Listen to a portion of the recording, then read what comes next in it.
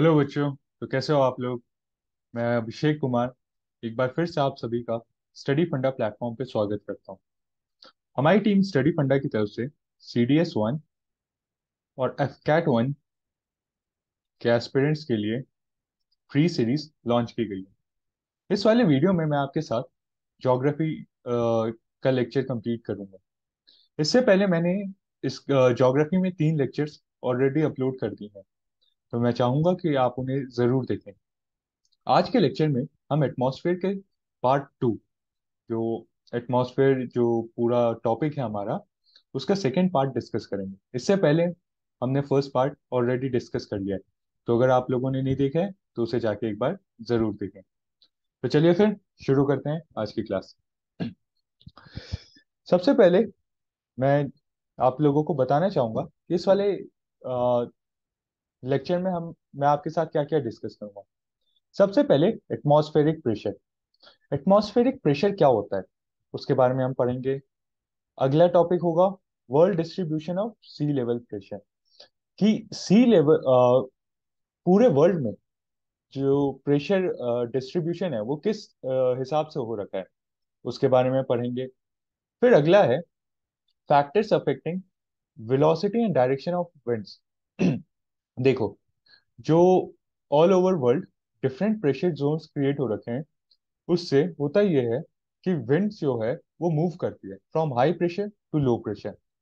तो विंड की वेलोसिटी और उसकी डायरेक्शन किस बेसिस पे डिपेंड करता है, वो कौन कौन से फैक्टर्स पे डिपेंड करता है, हम उसके बारे में पढ़ेंगे।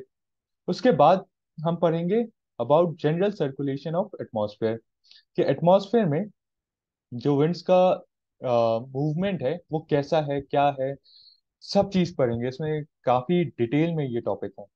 उसके बाद विंड सिस्टम। इस वाले लेक्चर में मैं आपके साथ यही डिस्कस करूंगा। एटमॉस्फेयर की एक और वीडियो लेक्चर आएगा, ठीक है। तब तक के लिए आप कनेक्टेड रहिए। तो चलें शुरू करते हैं। सबसे पहले देखते हैं कि एटमॉस्फेरिक प्रेशर क्या होता है। देखो, atmospheric pressure is the weight of a column of air contained in a unit area from mean sea level to the top of the atmosphere is known as atmospheric pressure. तो ये हो गई भाई definition. अब इसका मतलब क्या है। इसका मतलब बच्चों ये है कि जो मीन सी लेवल है, जो हम एक ऑल ओवर वर्ल्ड एक कांस्टेंट सी लेवल, जो सी लेवल ऑल्टीट्यूड जो मानते हैं, एक सी लेवल जितना हम मानते हैं, वहां से लेकर एटमॉस्फेयर के टॉप तक, कहाँ से, मीन सी लेवल से लेकर एटमॉस्फेयर के टॉप तक, एक यूनिट एक यूनिट एरिया में कितना एयर, सपोज करो ये हमारा एक कंटेनर है, ये मीन सी लेवल से लेकर टॉप ऑफ द एटमॉस्फेयर तक हमने इसको लगा रखा है। तो इसमें कितना, ये जो एरिया है, इसमें कितना प्रेशर एयर क्रिएट करती है, उसे हम कहेंगे एटमॉस्फेरिक प्रेशर। समझ आया? क्या मैं दोबारा रिपीट करूं? ऐसा करता हूं, मैं दोबारा रिपीट करता हूं। देखो,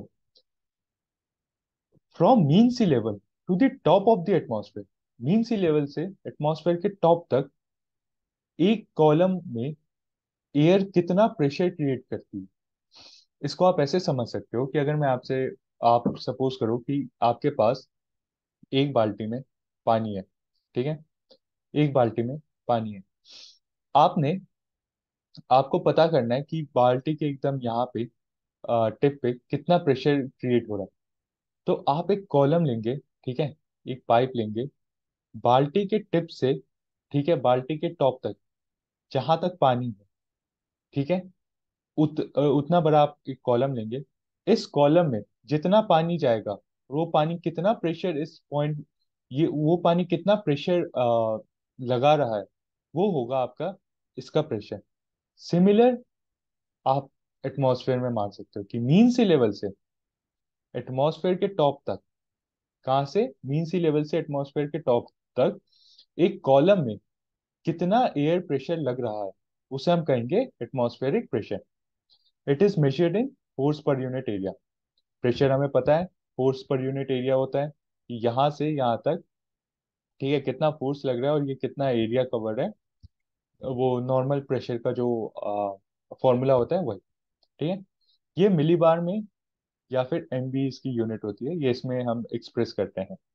ठीक है, अब आपका कौन सा ऐसा डिवाइस है जो आपका एटमॉस्फेरिक प्रेशर मेजर करता है? तो बच्चों वो है एनोरॉइड बैरोमीटर या मर्क्यूरी बैरोमीटर। ठीक है, ऐसी एक डिवाइस होती है जो आपका एटमॉस्फेरिक प्रेशर को मेजर करती है। ओके, तो एनोरॉइड बैरोमीटर और मर्क्यूरी बैरोमीटर आपका एटमॉस्फेरिक प्रेशर मेजर करती है। In the lower atmosphere the pressure declines rapidly with height. जो देखो, मैंने आपको पिछले लेक्चर में पढ़ा है कि एटमॉस्फेयर में कई सारे लेयर्स है। ठीक है, troposphere, stratosphere, mesosphere, thermosphere, exosphere, है ना? तो जो ट्रोपोस्फेयर है, ठीक है, यहाँ पे हम जितना हाइट पे जाते हैं, प्रेशर का डिक्रीज होने का जो रेट है वो बहुत फास्ट होता है as compare to stratosphere. Suppose करो कि यहाँ पे आप जैसे हमने पढ़ा था कि हम सपोज करो कि यहाँ पे हम 100 मीटर ऊपर चल रहे और हमारा प्रेशर 10 मिलीबार डिक्रीज हो। ठीक है, सपोज करो, मैं एक एग्जांपल लेके आपको बता रहा हूँ। तो 100 100, तो हर 10 पे हमारा 1 मिलीबार प्रेशर डिक्रीज हो रहा है। ठीक है, वहीं अगर हम स्ट्रेटोस्फेयर में चलेंगे तो हम 100 यूनिट हाइट जब चलेंगे तो हमारा केवल 50 मिलीबार प्रेशर डिक्रीज होगा। वहीं उससे ऊपर तो 100 यूनिट हाइट में केवल 30।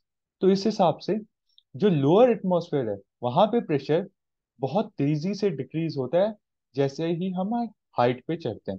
ठीक है, आई होप आपको एटमॉस्फेरिक प्रेशर समझ आ गया होगा। अच्छा, आपको कोई भी डाउट होता है, ठीक है बच्चों, आपको कोई भी डाउट होता है किसी भी कॉन्सेप्ट में, तो आप मुझसे कमेंट सेक्शन में पूछ सकते हैं। मैं सारे कमेंट देखता हूँ और सबके रिप्लाई कर दूंगा। ठीक है, चलो आगे बढ़ते हैं। अब सेकेंड टॉपिक है world distribution of sea level pressure. जो सी लेवल प्रेशर है वो कैसे वर्ल्ड में डिस्ट्रीब्यूटेड है? तो देखो, हमने अपनी ईज ऑफ अंडरस्टैंडिंग के लिए वर्ल्ड वर्ल्ड को हमने कुछ लेयर्स में डिवाइड कर रखा है। सबसे पहले इक्वेटोरियल इक्वेटोरियल जोन, जो 10 डिग्री नॉर्थ से 10 डिग्री साउथ के बीच का जो इलाका है उसे इक्वेटोरियल जोन कहते हैं। देन सब ट्रॉपिकल हाई, देन सब पोलर लो, और लास्ट में पोलर हाई। ठीक है, आपका सब ट्रॉपिकल हाई कहाँ से कहाँ तक है? 23.5 से 35। फिर सब पोलर लो 45 से 66.5, और इसके ऊपर आता है आपका पोलर हाई। अच्छा, ये क्या है? ये बच्चों ये है कि इन इलाकों में आपकी प्रेशर कंडीशन कैसी होती है, वो ये मैप आपका बताता है। ठीक है, अब चलो ये मैप आपको मैंने दिखा दिया। ठीक है, ये वर्ल्ड का, और ये मैंने बता दिया, लेकिन आपको समझ नहीं आ रहा होगा कि सर ठीक है कि अगर बता रहा है तो फिर क्या बता रहा है, इसका क्या इंपॉर्टेंस है, क्या रिलेवेंस है ना? देखो, जो आपका प्रेशर क्रिएट होता है, ठीक है, ये दो टाइप से क्रिएट होता है। ये आपका दो,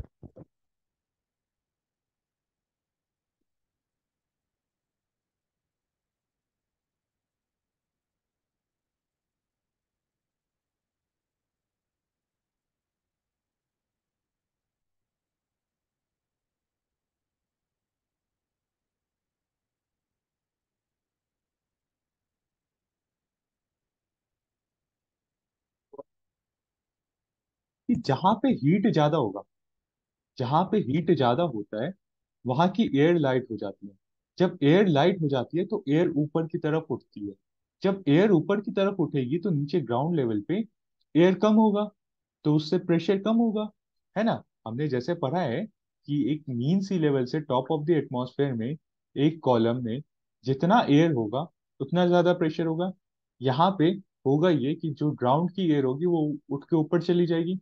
तो इस वाले इलाके में जहाँ पे हीट ज्यादा होगा वहां पे क्या कहते हैं, प्रेशर लो होगा। समझ आ रहा है क्यों लो होगा और कैसे लो होगा? तो बस। अच्छा, अब ये जो प्रेशर है ये दो टाइप से क्रिएट होता है, ये pressure zone all over the world दो टाइप से क्रिएट होता है। पहला थर्मली इंड्यूस, दूसरा डायनामिकली इंड्यूस। अच्छा, थर्मली इंड्यूस में कौन कौन से पोर्शन आते हैं? हमारा इक्वेटोरियल लो प्रेशर, और दूसरा पोलर हाई। और डायनेमिकली इंड्यूस, अच्छा ये थर्मली क्या है, डायनेमिकली क्या है, ये मैं भी आपको एक्सप्लेन करता हूँ, ठीक है। इसमें कौन कौन से आते हैं? सब tropical high, tropical high and सब पोलर लो।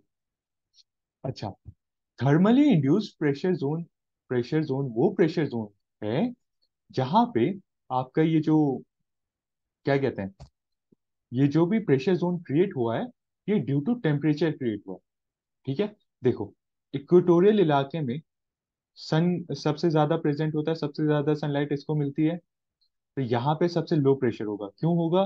क्योंकि यहाँ पे सबसे ज्यादा सनलाइट होगी, यहाँ के जो ग्राउंड सरफेस पे जो एयर होगा वो हीट अप होगा, हीट अप होने से वो राइज होगा और वो ऊपर चला जाएगा, तो यहाँ पे लो प्रेशर क्रिएट हो गया जमीन पे, है ना। अब देखो, पोलर हाई वाला इलाका, पोलर हाई हो गए आपके पोल्स के इलाके, जो आपका north pole, north pole, north pole और साउथ पोल, ये जो इलाके हैं ये आपके पोलर हाई, ठीक है। अब यहाँ पे नॉर्थ पोल और साउथ पोल में सबसे ज्यादा ठंड होती है, यहाँ पे सनलाइट सबसे कम होती है, तो उससे होगा ये कि यहाँ के जो एयर पार्टिकल होंगे वो सबसे ज्यादा डेंस होंगे, जिस वजह से यहाँ पे हाई प्रेशर क्रिएट होगा। समझ आया कैसे होगा? क्योंकि यहाँ पे सबसे कम सनलाइट पहुंचती है, सबसे ज्यादा ठंड होता है, तो यहाँ के जो एयर पार्टिकल होंगे वो सबसे ज्यादा डेंस होंगे, इस वजह से यहाँ पे हाई प्रेशर क्रिएट होगा। तो ये दोनों प्रेशर जोन जो है, इक्वेटोरियल लो प्रेशर और पोलर हाई, ये क्रिएट होता है ड्यू टू टेम्परेचर। टेम्परेचर की वजह से, डायरेक्ट टेम्परेचर की वजह से ये दोनों क्रिएट होता है, तभी इसे हम थर्मली इंड्यूस्ड प्रेशर जोन्स कहते हैं। अब सब पोलर लो और सब ट्रॉपिकल हाई, ये जो है ये डायनेमिकली इंड्यूस्ड होता है। डायनेमिकली इंड्यूस्ड होने का मतलब, डायनेमिकली इंड्यूस्ड होने का मतलब बच्चों, कि अगर मान लो, सपोज करो, यहाँ पे इक्वेटोरियल रीजन पे लो प्रेशर क्रिएट हो गया, तो ऑटोमेटिकली इसके ऊपर हाई प्रेशर क्रिएट होगा। अच्छा, इसको ऐसे एग्जांपल लेके समझो कि एक क्लास में दो स्टूडेंट है, स्टूडेंट ए, स्टूडेंट बी, ठीक है, सिर्फ दो स्टूडेंट। स्टूडेंट ए फेल होगा, ठीक है, और स्टूडेंट बी पास हो गया।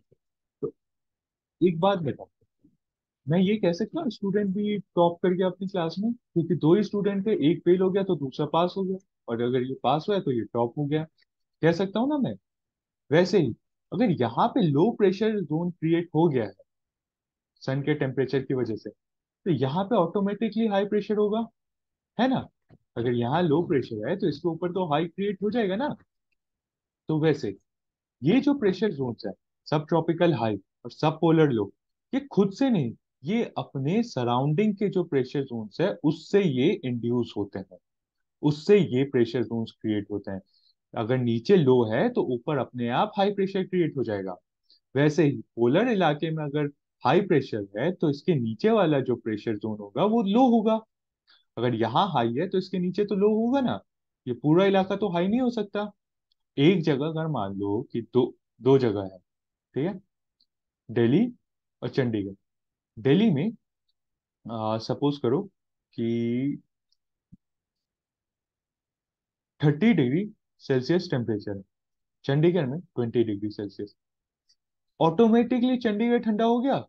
अगर ये इन दोनों को मैं कंपेयर करूं तो चंडीगढ़ में 20 है, तो यहां से कंपेयर करके मैं ये बोल सकता हूँ कि दिल्ली ऑटोमेटिकली गर्म है चंडीगढ़ के कंपैरिजन में। जबकि दिल्ली को मैं अगर बाकी स्टेट से कंपेयर करूंगा तो ये ठंडा होगा। सपोज करो कि मैं मानता हूँ कि अ, चेन्नई, चेन्नई का एग्जांपल लेता हूँ, ऑल्दो ठंड चल रही है लेकिन मैं मान के चल रहा हूँ, यहाँ 45 डिग्री है, लेकिन मैं इसको कंपेयर ही नहीं कर रहा हूँ, मैं इन दोनों को कंपेयर कर रहा हूँ। अगर ये ठंडा है तो ये ऑटोमेटिकली गर्म हो गया। वैसे ही अगर यहाँ पे हाई प्रेशर है तो इसके नीचे ऑटोमेटिकली लो प्रेशर जोन क्रिएट हो जाएगा। अगर इक्वेटर रीजन पे लो प्रेशर है तो उसके ऊपर सब ट्रॉपिकल रीजन में हाई प्रेशर हो जाएगा। अब ये जो है, ये बोथ नॉर्दर्न हेमिस्फेयर और सदर्न हेमिस्फेयर में एक जैसा चलता है। समझ आया? World distribution of sea level pressure, इस टॉपिक में हमने पढ़ा है कि जो हमारा अर्थ है वहां पे प्रेशर जोन किस हिसाब से क्रिएट होता है। तो प्रेशर जोन बच्चों दो हिसाब से क्रिएट होते हैं। First thermally, second dynamically. Thermally कैसे क्रिएट होते हैं? थर्मली और कौन कौन से क्रिएट होते हैं? थर्मली ऐसे क्रिएट होते हैं क्योंकि ये जो प्रेशर जोन है ये डायरेक्टली टेम्परेचर पे डिपेंड करता है। टेम्परेचर हाई होगा, बहुत तेज टेम्परेचर होगा, तो ऑटोमेटिकली लो प्रेशर जोन क्रिएट होगा, हो जाएगा। जैसे फॉर एग्जांपल इक्वेटोरियल रो। और अगर टेम्परेचर बहुत कम होगा तो ऑटोमेटिकली वहां पे हाई प्रेशर जोन क्रिएट होगा, लाइक पोलर हाई। दूसरा dynamic dynamically induce. Dynamically induce कौन से होते हैं? डायनेमिकली इंड्यूस बच्चों वो प्रेशर जोन्स होते हैं जहां जो कि खुद क्रिएट नहीं होते, वो अपने सराउंडिंग की वजह से, उनका सराउंडिंग की वजह से ये क्रिएट हो जाते हैं। अगर सराउंडिंग में लो प्रेशर है तो ये ऑटोमेटिकली हाई हो जाएगा, और सराउंडिंग में हाई है तो ये ऑटोमेटिकली लो हो जाएगा। ठीक है? प्रेशर समझ आया? Pressure, low pressure, high pressure. Pressure देखो, मैं आपको फिर से एक बार बता देता हूँ। प्रेशर आपका बेसिकली है कि मीन सी लेवल से एटमॉस्फेयर के टॉप तक एक कॉलम में, एक हमने कॉलम लिया है, कॉलम लगाया मीन सी लेवल से एटमॉस्फेयर के टॉप तक। हम देखेंगे कि ये कितना या इसमें प्रेशर क्रिएट हो रहा है, जो एयर है वो कितना प्रेशर क्रिएट कर रही है। ठीक है? ये एटमॉस्फेरिक प्रेशर होता है मीन सी लेवल से टॉप ऑफ द एटमॉस्फेयर। अब अगर यहाँ पे पोलर हाई वाले रीजन में अगर यहाँ ठंड ज्यादा है तो एयर मॉलिक्यूल्स पास पास होंगे, यहाँ डेंसिटी एयर मॉलिक्यूल्स की ज्यादा होगी तो यहाँ पे एयर मॉलिक्यूल्स ज्यादा होंगे। तो एयर मॉलिक्यूल्स ज्यादा होंगे तो यहाँ पे प्रेशर ज्यादा होगा, है ना? इक्वेटर वाले रीजन में एयर मॉलिक्यूल्स दूर दूर होंगे, तो दूर दूर होने से क्या होगा? यहाँ पे प्रेशर लो होगा। बस इतना ही है। आगे बढ़ते हैं। अगला टॉपिक है कि factors affecting velocity and direction of wind. अच्छा, अब हमने एक चीज होता है कि विंड जो है ये हमेशा हाई प्रेशर से लो प्रेशर मूव करेगा। ठीक है? हाई प्रेशर से लो प्रेशर मूव करेगा। अच्छा, अब अगर मान लो अब अगर मान लो कि नीचे 1000 मिलीबार प्रेशर है, ठीक है, और ऊपर 950 मिलीबार प्रेशर है, तो विंड हमेशा नीचे से ऊपर मूव करेगी। ओके? और अगर मान लो ऊपर 1000 मिलीबार प्रेशर है और नीचे 950 मिलीबार प्रेशर है, ठीक है, ऑल तो आप देखो तो ये डिफरेंस कुछ ज्यादा नहीं है ना? आप कहोगे सर ये तो ऑलमोस्ट बराबर सही है। तो ऑलमोस्ट बराबर ये ज्योग्राफी में ऑलमोस्ट वगैरह नहीं चलता है। अगर यहाँ पे हाई है, ये ज्यादा है, तो विंड नीचे की तरफ मूव करेगी। From high pressure to low pressure wind move करती है। ठीक है? समझ आया? अब ये जो विंड मूव करती है इसकी वेलोसिटी और डायरेक्शन किन किन फैक्टर्स पर डिपेंड करते हैं, अब हम उसके बारे में पढ़ते हैं। तो बच्चों, ये विंड जो मूव करती है इसकी वेलोसिटी और डायरेक्शन तीन फैक्टर पे डिपेंड करते हैं। कौन कौन से? Pressure, gradient force, second frictional force, and third Coriolis force. ठीक है? सबसे पहले अब हम प्रेशर ग्रेडियंट फोर्स के बारे में पढ़ते हैं। तो प्रेशर ग्रेडियंट फोर्स क्या है? जहां the difference in atmospheric pressure produces pressure gradient force. अगर जैसे यहाँ पे है कि एटमॉस्फेरिक प्रेशर में डिफरेंस है, हाई प्रेशर लो प्रेशर है, तो यहाँ पे प्रेशर ग्रेडियंट फोर्स क्रिएट होगा। यहाँ पे हाई प्रेशर है, यहाँ लो प्रेशर है, तो विंड ऑटोमेटिकली ऊपर की तरफ मूव करेगी। यहाँ हाई प्रेशर है, यहाँ लो प्रेशर है, विंड नीचे आएगी। जैसे मैंने आपको बताया कि विंड हमेशा हाई प्रेशर से लो प्रेशर जाती है। तो अब अगर जहां पे प्रेशर डिफरेंस क्रिएट होगा, जहां पे भी प्रेशर डिफरेंस आएगा वहां पे विंड हमेशा मूव करेगी। और इस टाइप के फोर्स को हम प्रेशर ग्रेडियंट फोर्स कहते हैं। तो the rate of change of pressure with respect to distance is the pressure gradient force. ठीक है? ये उतना इंपॉर्टेंट नहीं है, आप इस लाइन को याद रखना। ठीक है? Pressure gradient force operates from high pressure to low pressure area. जैसे मैंने आपको बताया कि हमेशा हाई प्रेशर से लो प्रेशर में जाएगी। ये बहुत इंपॉर्टेंट पॉइंट है। Pressure gradient force is strong where isobars are close to each other and weak where isobars are apart. इसका मतलब क्या? अगर मान लो कि दो इलाके हैं, आइसोबार मतलब कौन, जहाँ पे सपोज करो ये एक एरिया है, ये एक एरिया है, यहाँ पे प्रेशर है 1000 मिलीबार, ठीक है, और यहाँ पे है 950 मिलीबार। अगर ये आइसोबार्स आपस में पास होंगे तो प्रेशर ग्रेडियंट फोर्स ज्यादा होगा, और अगर ये 950 मिलीबार, अगर ये दूर होंगे तो प्रेशर ग्रेडियंट फोर्स कम लगेगा, ठीक है। हाँ, और ये एक बहुत इंपॉर्टेंट पॉइंट है, क्या है? The wind direction follows the direction of change in pressure, that is it is perpendicular to the isobar. अच्छा, जो विंड होती है आपकी प्रेशर ग्रेडियंट फोर्स में, जो आपकी विंड होती है, ये हमेशा परपेंडिकुलर चलती है आइसोबार के। अगर आइसोबार देखो यहाँ पे आइसोबार है, नीचे 1000 मिलीबार का प्रेशर है, ऊपर 950 का है, तो विंड हमेशा पैरेलल परपेंडिकुलर चलेगी, ठीक है। ये नहीं कि ऐसे या ऐसे मूव करिए, नहीं, ये हमेशा परपेंडिकुलरली मूव करेगी। Got it? Pressure gradient force क्या होता है? जहां पे प्रेशर डिफरेंस आता है, वहां प्रेशर ग्रेडियंट फोर्स क्रिएट होता है, ठीक है। It is always perpendicular to the isobars. समझ आया? चलो आगे बढ़ते हैं। अगला है कोरियोलिस फोर्स। हमने पढ़ा था ना, तीन टाइप के फोर्स होते हैं जो मैटर करते हैं। कोरियोलिस फोर्स, कोरियोलिस फोर्स क्या होता है? तो कोरियोलिस फोर्स वो फोर्स होता है जो अर्थ के रोटेशन से क्रिएट होता है। The rotation of the earth about it axis affects the direction of wind. This force is called Coriolis force. जो अर्थ अपने एक्सिस पे जो रोटेट करती है, ठीक है, उससे जो फोर्स क्रिएट होता है उसे हम कोरियोलिस फोर्स कहते हैं। कोर okay, due to earth's rotation wind do not cross the isobar at right angle and the pressure directs but deflected from their original path. ठीक है। अब ये कोरियोलिस फोर्स क्या होता है, इसको मैं आपको एक्सप्लेन करता हूँ। ओके, या ये बहुत इंपॉर्टेंट पॉइंट है, तो इसे आप नोट कर लो। Due to this effect winds in northern hemisphere जो है राइट की तरफ होती है, मुड़ती है, और सदर्न हेमिस्फेयर में लेफ्ट की तरफ, ठीक है। अब मैं आपको थोड़ा सा एक्सप्लेन करता हूँ। और एक ये पॉइंट, इसमें ये दो पॉइंट बहुत इंपॉर्टेंट है। क्या? Coriolis force acts perpendicular to the pressure gradient force. Coriolis force जो है प्रेशर ग्रेडियंट फोर्स के परपेंडिकुलर। अच्छा, पहली चीज, कोरियोलिस फोर्स क्यों होता है? Due to rotation of the earth. Earth जो अपने एक्सिस पे रोटेट हो रहा है, उस वजह से जो फोर्स क्रिएट होगा उसे कोरियोलिस फोर्स कहेंगे। कोरियोलिस फोर्स नॉर्दर्न हेमिस्फेयर में राइट डायरेक्शन में विंड को मूव करता है। मतलब अगर विंड अगर विंड ये आपका क्या कहते हैं, नॉर्दर्न हेमिस्फेयर है, तो यहाँ पे विंड आपका हमेशा राइट हैंड साइड की डायरेक्शन में मूव करेगा, और अगर सदर्न हेमिस्फेयर में लेफ्ट हैंड साइड की डायरेक्शन। ओके, समझो। सपोज करो विंड यहाँ से मूव कर रही है, ये इसका टेल पॉइंट है, ठीक है। ये जब मैं आपको अगला टॉपिक पढ़ाऊंगा ना, तब और क्लियर होगा। अभी आप इसे ऐसे सपोज। ओके,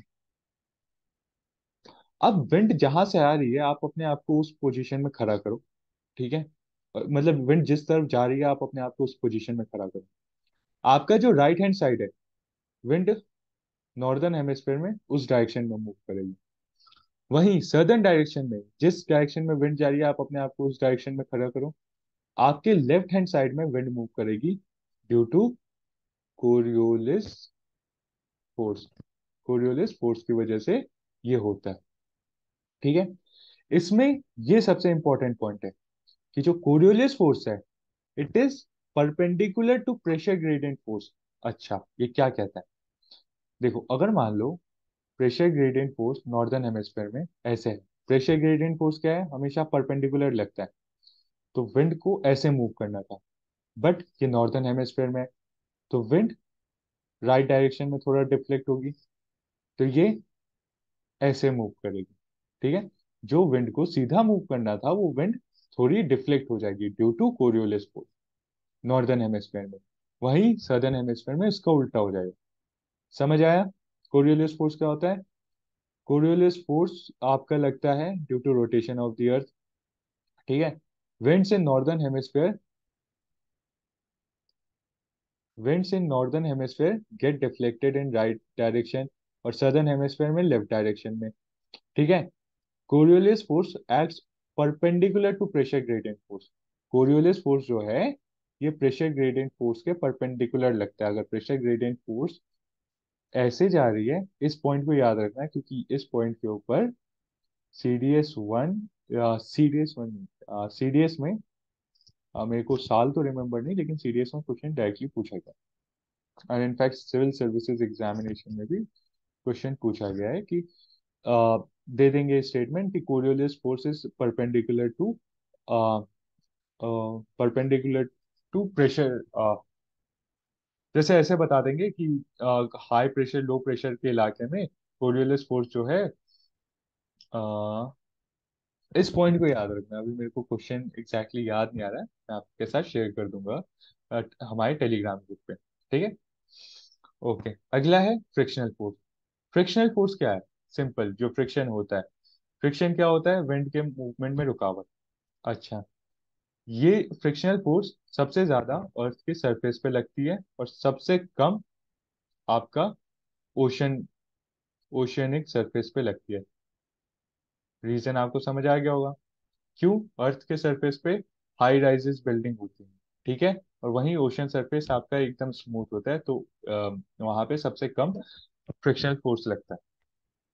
अच्छा, कोरियोलिस फोर्स में एक और पॉइंट आप याद रखना। ठीक है, यहाँ पे ऑल दो लिखा नहीं है, बट आप इसे याद रखना। Coriolis force is maximum at poles and minimum at equator. Coriolis force जो है आपका पोल्स पर मैक्सिमम होता है और इक्वेटर पे मिनिमम होता है। ठीक है। इन तीन फोर्सेस के ऊपर आपका विंड की वेलोसिटी और डायरेक्शन डिपेंड करता है। आगे बढ़ते हैं। General circulation of atmosphere. अब जो आपका एटमॉस्फेयर में जो विंड्स मूव करती हैं, उनका जनरल वो किस बेसिस पे मूव करती है, हमने उसके फैक्टर्स पढ़ लिए कि उसकी स्पीड और डायरेक्शन क्या होगी, लेकिन वो किस बेसिस पे मूव करती है, तो वो बेसिस ये है। Latitudinal variation of atmospheric heating. अगर लोअर लैटिट्यूड पे एटमॉस्फेयर की हीटिंग ज्यादा होगी as compare to higher latitude, तो हायर लैटिट्यूड में हाई प्रेशर इलाका क्रिएट होगा, यहाँ पे लो प्रेशर, तो विंड आपकी ऐसे मूव करेगी। ठीक है। Emergence of pressure belt. कहाँ पे कौन सा प्रेशर बेल्ट है? हमने पढ़ा है कि 10 डिग्री नॉर्थ से 10 डिग्री साउथ तक आपका इक्वेटोरियल लो प्रेशर क्रिएट होता है। इक्वेटोरियल लो प्रेशर क्रिएट होता है ना? तो emergence of pressure belt. Migration of belt following the apparent path of sun. देखो, जब सन मूव करता है, देखो सन तो मूव नहीं करता है, लेकिन हम मानते हैं कि सन मूव मूव करता है, क्योंकि सन 21 जून को, ड्यू टू ये सब होता है अर्थ के रिवॉल्यूशन की वजह से, लेकिन हम सन के मूवमेंट को पढ़ते हैं ताकि हमारा पढ़ाई लिखाई थोड़ा आसान हो। 21 जून को सन जो है डायरेक्टली ट्रॉपिक ऑफ कैंसर पे होता है ना? ट्रॉपिक ऑफ कैंसर पे। तो 23 दिसंबर को सन आपका ट्रॉपिक ऑफ केप्रिकॉर्न पे होता है। तो सन का जो मूवमेंट होता है, अपेरेंट मूवमेंट होता है, उससे हमारे प्रेशर जोन्स भी मूव करते हैं।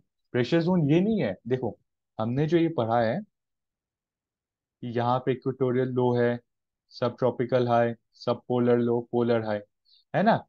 ये आपका कांस्टेंट नहीं है कि ये ऐसे ही नहीं है, हमेशा साल भर रहता है। ये भी चेंज होता है। किस बेसिस पे चेंज होता है? अपेरेंट मूवमेंट ऑफ सन, सन के मूवमेंट पे। अगला है distribution of continents and ocean. Continents और ओशन की वजह से भी प्रेशर जोन में डिफरेंस आता है। कैसे? हमने पढ़ा है कि जो क्या कहते हैं, आपका कॉन्टिनेंट बहुत जल्दी गर्म होता है और एज कम्पेयर टू वाटर, तो लैंड ब्रीज सी ब्रीज के वजह से वहां पे भी चेंजेस आते हैं। रोटेशन ऑफ अर्थ, अर्थ के रोटेशन से, हमने जैसे लास्ट स्लाइड में ही पढ़ा, Coriolis force, it happens due to rotation of the earth, है ना।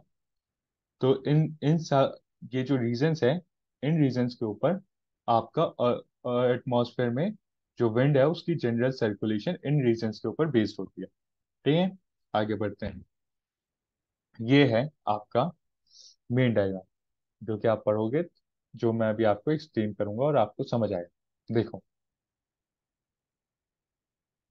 ये आपका ट्रॉपिकल जोन है। ठीक है, ये आपका ट्रॉपिकल जोन है। यहाँ पे equatorial low pressure zone create होता है।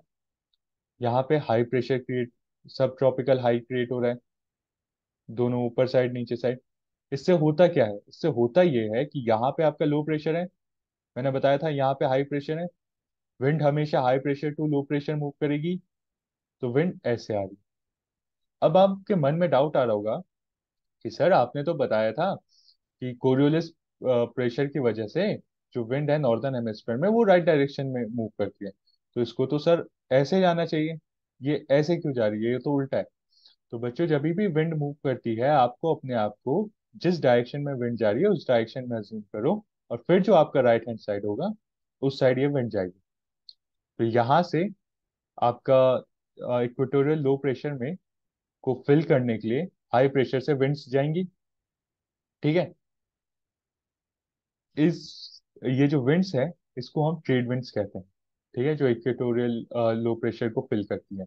अब अब हमने पढ़ा था कि सब ट्रॉपिकल हाई है उसके ऊपर सब पोलर लो प्रेशर क्रिएट होता है, सब पोलर लो प्रेशर क्रिएट होता है। तो यहाँ पे भी विंड मूव करेगी ये लो प्रेशर को फुलफिल करने के लिए। ऊपर पोलर हाई से भी विंड आएगा इसको फुलफिल करने के लिए। तो ये देखो, यहाँ पे देखो, मैंने आपको बताया था ना कि राइट हैंड डायरेक्शन में मूव करेगी, तो राइट हैंड डायरेक्शन में मूव करेगी।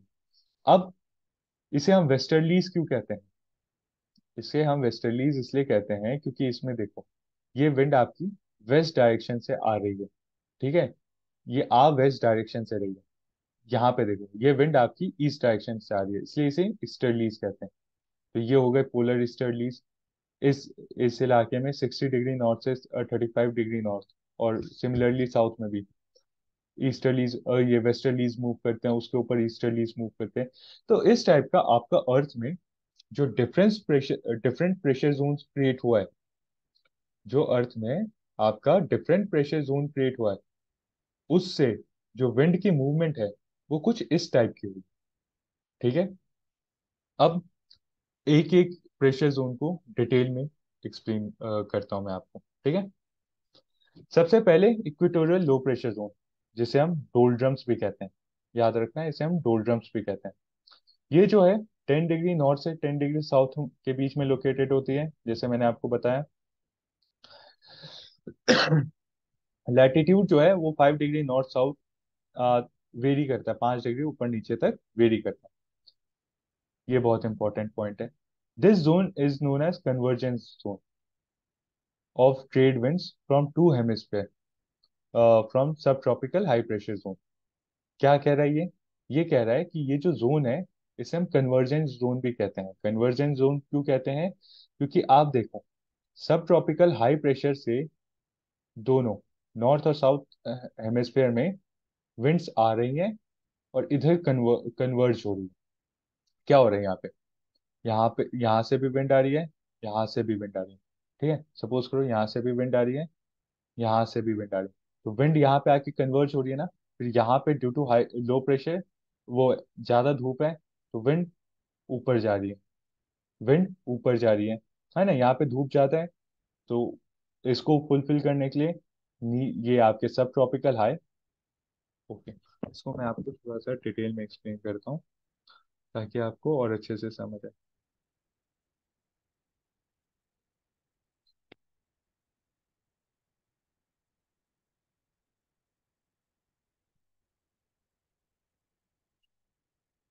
देखो, ये सब ट्रॉपिकल हाई, सब ट्रॉपिकल हाई, ठीक है, इक्वेटोरियल लो। ये नॉर्थ हेमिस्फेयर, ये साउथ हेमिस्फेयर। यहाँ से विंड्स आ रही हैं, इस रीजन में कन्वर्ज हो रही है ड्यू टू कांस्टेंट हीटिंग, के ऊपर जा रहा है। ठीक है। फिर होता ये है कि अपर एटमॉस्फेरिक सर्कुलेशन भी होता है। अब यहाँ पे हाई प्रेशर होगा, नीचे अगर लो प्रेशर है, इस इलाके में लो प्रेशर है, तो सारी विंड उठ के ऊपर चली गई, तो ऊपर आपका हाई प्रेशर होगा, है ना। और अगर यहाँ पे हाई प्रेशर है नीचे, ठीक है, नीचे अगर हाई प्रेशर है, तो ऑटोमेटिकली यहाँ पे लो प्रेशर होगा, है ना। यहाँ से हाई प्रेशर से विंड ऐसे लो प्रेशर में जाती है, फिर ये नीचे आती है, और ये सर्कुलेशन आपका चलता रहता है दोनों हेमिस्फेयर में। ठीक है, तभी इसे इंटर ट्रॉपिकल कन्वर्जन जोन भी कहते हैं। The position of belt depends with the apparent movement of sun. ये नहीं कि ये साल भर आपका इक्वेटोरियल, ये 10 डिग्री नॉर्थ साउथ में ही आपका इक्वेटोरियल लो प्रेशर क्रिएट होगा। ये ये जो लो प्रेशर जोन है, ये सन के मूवमेंट पे डिपेंड करता है, जहां सन जाएगा वहां पे ये क्रिएट होगा। ठीक है। अगला टॉपिक, सब ट्रॉपिकल हाई प्रेशर बेल्ट और हॉर्स लैट। अच्छा, इसे हॉर्स लैटिट्यूड इसलिए कहते हैं क्योंकि आप यहाँ पे ध्यान से देखो, यहाँ पे सब ट्रॉपिकल हाई प्रेशर में, इतने रीजन में, ठीक है, यहाँ से यहाँ, ये जो रीजन है, इतने रीजन में आप देखो, विंड्स ऊपर भी जा रही हैं, विंड्स नीचे भी आ रही हैं। तो यहाँ पे विंड का एकदम वैक्यूम क्रिएट हो गया, यहाँ पे तो कोई विंड नहीं है ना, यहाँ से जो विंड है ये ऊपर जा रही है, नीचे जा रही है। किसी को इस रीजन में मूव करना हो तो वो तो मूव करना उसके लिए डिफिकल्ट होगा, है ना। जो भी सी ट्रेडर वगैरह, जो सी शिप मर्चेंट शिप्स होती हैं, वो अगर यहाँ से मूव करे तो उनको काफी मुश्किल आएगी, क्योंकि भाई यहाँ से तो विंड ऊपर भी चली गई, नीचे भी चली गई, तो इस इलाके में तो विंड की कमी आ गई ना, विंड के मूवमेंट की। तो उस वजह से होता ये था कि पहले के टाइम में, बहुत पहले, जब अब हमारी ये मॉडर्न शिप्स नहीं बनी थी, जब पहले शिप्स आपके विंड के डायरेक्शन पे ही मूव करती थी, तो होता ये था कि जो भी ट्रेडर्स इस रीजन में हॉर्स लेकर आते थे, ठीक है, तो यहाँ पे इस रीजन में आपके अरेबियन कंट्रीज हैं, तो यहाँ पे हॉर्सेस का ट्रेड वगैरह काफी ज्यादा होता था। तो यहाँ से जो भी हॉर्स लेकर जाते थे या हॉर्स लाते थे, कुछ जो भी होता था, वो अपने शिप में हॉर्स भर के लाते थे। अब ड्यू टू यहाँ पे कोई विंड है ही नहीं, यहाँ पे एकदम कांस्टेंट सा है, ठीक है, एकदम वैक्यूम क्रिएट हो रखा है, जो भी एयर है वो ऊपर चली गई, नीचे चली गई, इस जगह तो कोई भी विंड नहीं है। उससे होता ये था कि उनकी शिप बहुत हैवी हो जाती थी, और वो बीच रास्ते में ही अपने हॉर्स को सॉरी, वो बीच रास्ते में ही अपने हॉर्स को समंदर में फेंक देते थे। तभी इस लैटिट्यूड को हॉर्स लैटिट्यूड कहते हैं। अच्छा, ये सब ट्रॉपिकल एंटी साइक्लोन रेंज है, ठीक है, फ्रॉम 35 डिग्री नॉर्थ साउथ में ये लाई करता है। ठीक है। This dry cold wind subsides at latitude 30 degree north and south region, north and south, therefore, just wait.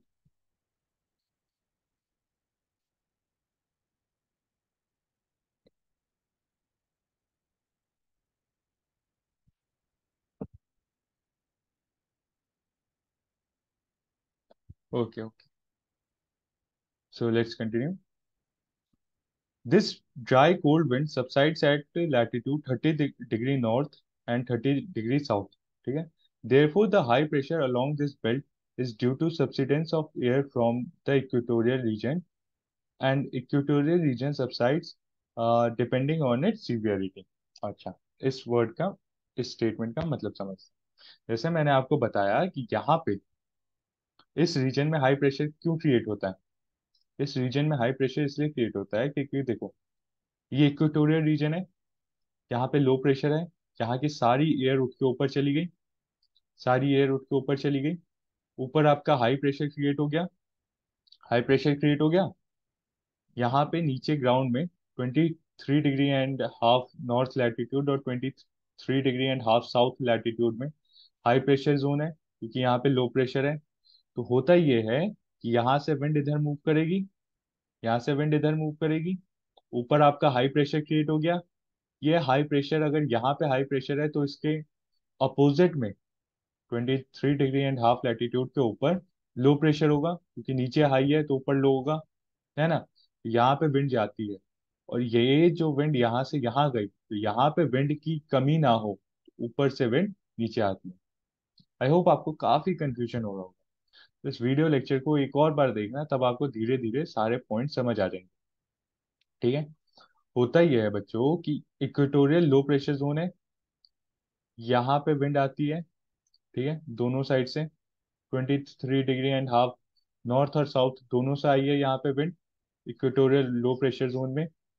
यहाँ पे लो प्रेशर है due to very high temperature. आपका विंड उठ के ऊपर गई, ऊपर इसने हाई प्रेशर जोन क्रिएट कर दिया है, नीचे लो था ऊपर हाई है। अब यहाँ अगर हाई है तो इसके बगल में लो होगा, ऑटोमेटिकली विंड उठ के यहाँ से यहाँ जाएगी और फिर नीचे आएगी। तो ये एक साइकिल चलता रहता है। ठीक है, ये एक साइकिल चलता रहता है कंटिन्यूसली। तो यही कह रहे हैं कि जो आपका इक्वेटर रीजन से जो एयर ऊपर उठी है, वो आपका 23.5 डिग्री लैटिट्यूड पे सबसाइड करती है, वहां पे नीचे आती है। ठीक है, और फिर ऐसे ये साइकिल आपका चलता रहेगा। ये साइकिल क्या होता है इसके बारे में हम आगे डिस्कस करेंगे। ठीक है। ओके, आगे बढ़ते हैं। सब polar low pressure belt.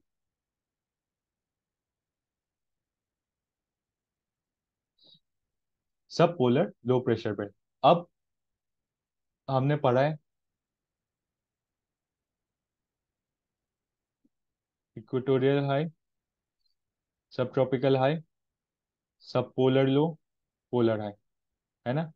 66.5 degree north और साउथ पे सब पोलर लो प्रेशर क्रिएट होगा। 66.5 डिग्री नॉर्थ पे सब पोलर लो प्रेशर क्रिएट होगा। ठीक है। यहाँ पे विंड्स कहाँ से जाएंगी, नीचे से सब ट्रॉपिकल हाई और सब वो पोलर हाई से विंड आएगी इस रीजन को फुलफिल करने के लिए। ठीक है। Due to low temperature at these, देखो, latitudes, the subarctic low pressure zone is less noticeable all around the year. In the long term mean climate map, the northern hemisphere sub cold lows grow in the two centers of atmospheric activity, the Icelandic low and Aleutianian low. ये basically आपका यही है कि यहाँ पे सब polar लो pressure create होगा, ऊपर से विंड्स आएंगी और इसको फुलफिल करेंगी। अब पोलर हाई प्रेशर को हम देखते हैं। पोलर हाई प्रेशर ये पोल के इलाके में है। ठीक है, स्मॉल एरिया अराउंड द पोल, यहाँ पे बहुत ज्यादा ठंडा होता है। ये 80 to 90 डिग्री नॉर्थ और साउथ में ये लाई करता है। ठीक है। When it reaches the pole, the cold air sinks from the high pressure zone on the surface of the earth। देखो, अच्छा मैं आगे चलता हूँ, उसके बाद आपको ये पॉइंट समझाऊंगा तो और अच्छे से समझ आए। ये सेल्स हम पढ़ेंगे। ये है आपके यहाँ पे सेल बन गए।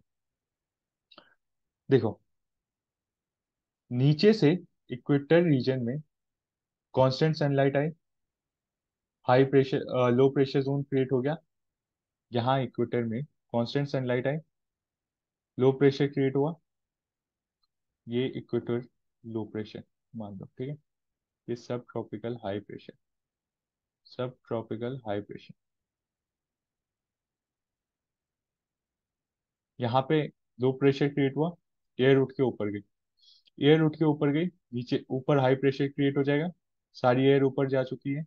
अब यहाँ हाई प्रेशर है तो यहाँ ऑटोमेटिकली लो प्रेशर होगा, कोई डाउट नहीं ना। फिर यहाँ से अगर यहाँ लो प्रेशर है और तो नीचे हाई प्रेशर है ना, तो विंड, देखो, यहां से अगर विंड इधर गई तो इस इलाके में विंड की कमी आई, तो विंड ऐसे सर्कुलर वे में मूव करती है। तो इसको, ये जो इक्वेटर रीजन पे ये जो सेल क्रिएट हो रहा है, ये जो सर्कुलर वे में विंड मूव कर रही है, इसे हम हेडलेस सेल कहते हैं। ठीक है, इक्वेटर रीजन में ये जो सेल क्रिएट हो रहा है, जो विंड सर्कुलर वे में मूव कर रही है, इसे हम हेडलेस सेल कहते हैं। वहीं उसके ऊपर पोलर रीजन में जो ये सब ट्रॉपिकल, सब ट्रॉपिकल हाई प्रेशर और सब पोलर लो प्रेशर में जो ये सेल क्रिएट होता है, इसको हम फेरल सेल कहते हैं। और ऊपर पोलर सेल। ठीक है, इधर देखो, ये हेडले सेल, जॉर्ज हेडली ने इसको डिस्कवर किया था ज्यादा रिलेवेंट नहीं है आप लोगों के लिए। क्या होता है इसमें? एयर फ्रॉम इक्वेटर और या फिर inter tropical conversion zone, ITCZ वो जोन होता है जहाँ पे एयर दो अलग अलग एरिया से आके कन्वर्ज होती है, मिलती है। ठीक है, उस जोन को हम इंटर ट्रॉपिकल कन्वर्जन जोन कहते हैं। ठीक है, 2 मिनट। हाँ, राइजेस ड्यू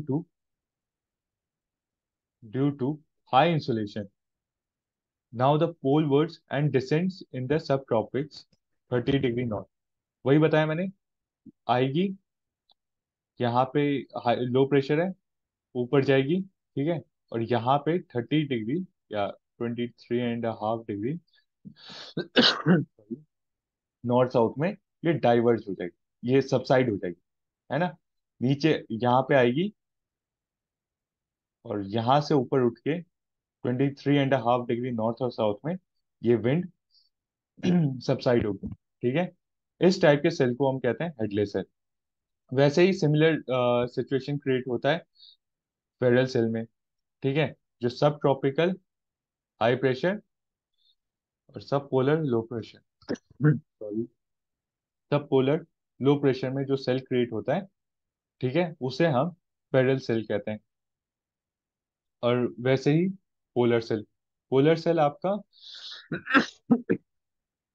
पोलर सेल आपका पोलर रीजन, सब पोलर लो प्रेशर और पोलर हाई, इस रीजन में जो क्रिएट होती है इसे हम पोलर सेल कहते हैं। आई होप आपको समझ आया होगा। Wind system. अब अर्थ पे ये जो डिफरेंट टाइप की जो विंड्स मूव करती है, ये कौन कौन सी विंड होती है, इसके बारे में अब हम पढ़ेंगे। ठीक है, horizontal movement of air from high pressure zone to low pressure areas to maintain atmospheric equilibrium. Wind system क्या है, विंड क्या है? Horizontal movement of air from high pressure zone to low pressure zone. ठीक है, due to Coriolis force wind do not follow straight path. Coriolis force की वजह से wind जो है स्ट्रेट पाथ फॉलो नहीं करती है। ठीक है, विंड, मैंने बताया था ना कि Coriolis force rotation of the अर्थ की वजह से होता है। नॉर्दर्न हेमिस्फेयर में विंड को राइट और सदर्न हेमिस्फेयर में लेफ्ट की तरफ मोड़ देती है। ठीक है, anemometer anemometer is an instrument which measures speed of the wind. जो विंड की स्पीड है उसको एनीमोमीटर मेजर करता है। अब टाइप्स ऑफ विंड, विंड कितने टाइप के हैं? विंड बेसिकली हम 3 टाइप के विंड्स को पढ़ेंगे, primary, secondary and tertiary winds. ठीक है, तो चलो देखते हैं इनको। प्राइमरी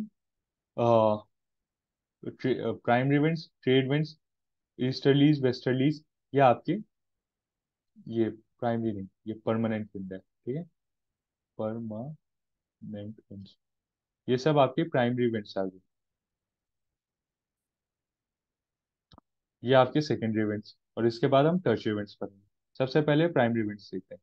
प्राइमरी विंड्स में 4 टाइप की विंड होती है। कौन सी? Permanent wind, trade wind, westerlies, easterlies. Permanent wind कौन सी होती है? They are the really large air masses that are created mainly as a result of Earth's rotation, the shape of the Earth, and the sun's heating power. Permanent winds वो wind होता है जो कि जिस डायरेक्शन में move कर रही है उसी डायरेक्शन में साल भर मूव करती रहेगी। ये विंड्स अपर एटमॉस्फेरिक प्रेशर में, अपर एटमॉस्फेरिक लेयर में मूव करती है। ठीक है, ये wind upper atmospheric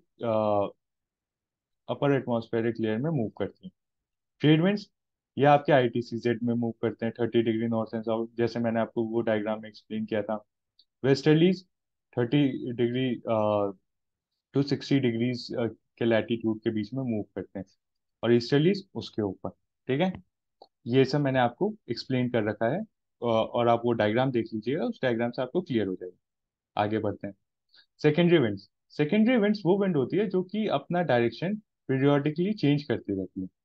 Change their direction with season, like monsoon, land breeze, sea breeze, mountain and valley breeze, cyclones and anticyclones. These are the examples of secondary winds. आगे देखते हैं। देखो, ये लैंड ब्रीज सी ब्रीज क्या होता है? देखो दिन के टाइम में होता ही है कि लैंड आपकी गर्म हो जाती है, यहाँ पे लो प्रेशर क्रिएट होगा। सी आपकी थोड़ी लेट से गर्म होती है, यहाँ पे हाई प्रेशर है।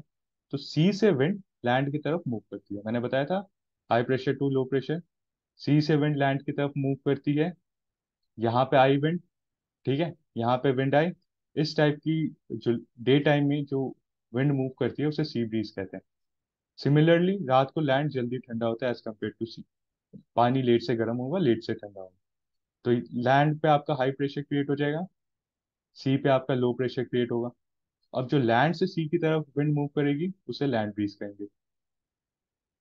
ये रात के समय में होगा, ये डे टाइम में होगा, ठीक है। वैसे ही माउंटेन्स में भी आपके ये माउंटेन और वैली विंड ब्रीज मूव करते हैं, ठीक है। आगे देखते हैं लोकल विंड्स, जिसे हम टर्चरी विंड्स भी कहते हैं। टर्चरी विंड्स ये पर्टिकुलर एरियाज में ये इतने विंड्स हैं, इसको आप नोट डाउन कर लीजिएगा, ये कहाँ कौन सी मूव करती हैं, ठीक है। मैं आपको इसकी पीडीएफ भी प्रोवाइड करवा दूंगा अपने टेलीग्राम चैनल पे, ठीक है।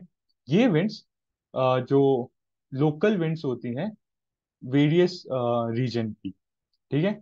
जैसे अमेरिका में चिनूक, नॉर्दर्न, नॉर्थ ईस्टर्न ब्लिजर्ड्स, ये सब जो विंड्स हैं लोकल विंड्स जो पर्टिकुलर रीजन में ब्लो होती है उसे हम टर्शियरी विंड्स कहते हैं, ठीक है। आई होप आपको समझ आया होगा। अब कुछ क्वेश्चंस डिस्कस करते हैं। Which one of the following winds are known as roaring forties? Roaring forties किसे कहते हैं? तो बच्चों रोरिंग फोर्टीज कहते हैं हम वेस्टर्लीज विंड्स को। वेस्टर्लीज विंड जो आपकी 30 डिग्री नॉर्थ से 60 डिग्री नॉर्थ या साउथ लैटिट्यूड में जो मूव करती है उसे हम वेस्टर्लीज कहते हैं।